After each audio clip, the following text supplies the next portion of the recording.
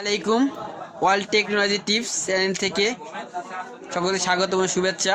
আজ আপনাদের সামনে নতুন একটা টপিক নিয়ে এসেছি, যাকে বলে বায়োমেট্রিক। সবাই জানেন জীবাশ্ম জ্বালানি। জীবাশ্ম জ্বালানি বলতে কি বোঝায় সকলেই জানেন। আমি ওই বিষয়ে আজ কথা বলবো না। আমার এক ভাই, ছোট্ট খুদে ভাই, আসলে সে এটা বানাইছে, প্র্যাকটিক্যালি করবে ইনশাল্লাহ। আমরা সফলতা পরে দেখাবো। আজ আমি দেখাইতেছি।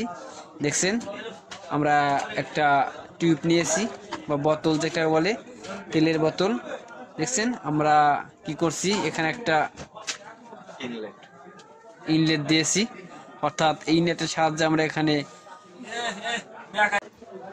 এটাকে ইনলেট বলে।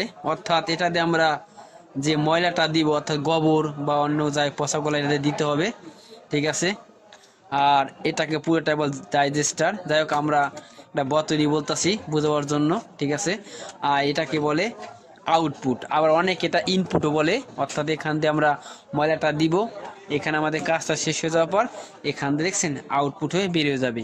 আমরা করলাম বেরিয়ে যাওয়ার পর যে ময়লাটা বেরোবে, এটা আমরা পরবর্তীতে সার হিসেবে ব্যবহার করতে পারবো জমিতে। যাই হোক, আমরা দেখাইতেছি কি। হ্যাঁ, এইটা প্রথমে আমরা এটাকে ইনলেট হিসেবে ব্যবহার করছি, যে এটা বর্জ্য পদার্থ ডাইজেস্টরে এসে পৌঁছাবে। পরবর্তীতে গ্যাস বাল্বের মাধ্যমে এখানে গ্যাস তৈরি হয়ে গ্যাস বাল্বের মাধ্যমে এটা এখান দিয়ে বের হবে। আর এখানে যে জৈব পদার্থগুলো আছে সেটা পরবর্তীতে আউটপুট ডাইজেস্টর থেকে এখান দিয়ে বের হয়ে যাবে, যেটা সার হিসেবে ব্যবহার হবে। তার মানে এটা জমিতে সার হিসেবে ব্যবহার করতে হবে, তাই না?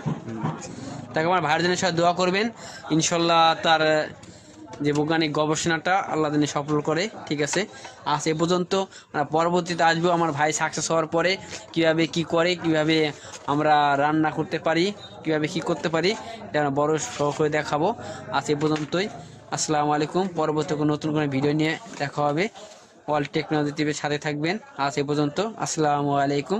আল্লাহ হাফেজ।